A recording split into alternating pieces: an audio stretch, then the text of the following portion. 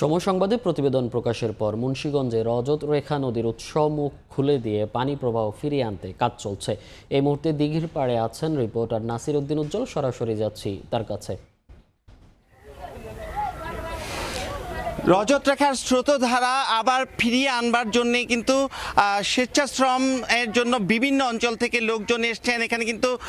বিভিন্ন স্বেচ্ছাসেবী সংগঠন ছাড়াও এলাকাবাসী এসছেন, শিক্ষার্থীরা এসছেন এবং এখানকার বিএনসিসি, স্কাউট, বিডি ক্লিন এরকম স্বেচ্ছাসেবী সংগঠনগুলো কিন্তু তারা এখন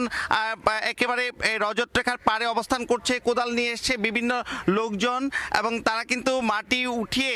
এই যে পদ্মার সঙ্গে সংযুক্ত যেই রজত রেখা, সেটি অনেক স্মৃতি বিজড়িত, সেই স্মৃতি এইকে ফিরিয়ে আনবার জন্য কিন্তু উদ্যোগ নিয়েছে এবং জেলা প্রশাসন থেকে কিন্তু এই স্বেচ্ছাশ্রমের ডাক দেওয়া হয়েছে এবং জেলা প্রশাসক আবু জাফর রিপন বলেছেন যতদিন না এই রজত রেখার জীবন ফিরিয়ে না আনা যাবে ততদিন তারা এই স্বেচ্ছাশ্রম অব্যাহত রাখবেন এবং এটি কিন্তু একেবারে পদ্মার মুখের পয়েন্ট, যেখানে একেবারে আড়াআড়ি বাদ দিয়ে এই যে নদীটি সেটির স্রোতধারা বন্ধ করে দেওয়া হয়েছিল এবং যেখান দিয়ে নৌপথ ছিল এই অঞ্চলে কৃষি এবং এখানকার যে গ্রামীণ অর্থনীতি সঞ্চারিত হতো, যেটিকে প্রাণের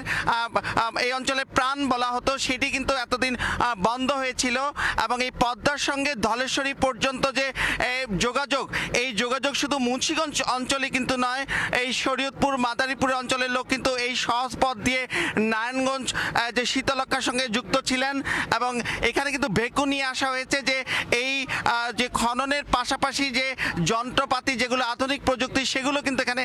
ব্যবহার করা হবে এবং গ্রামীণ লোকজন যারা রয়েছেন বা স্বেচ্ছাসেবী সংগঠন রয়েছেন তারা এই নদীর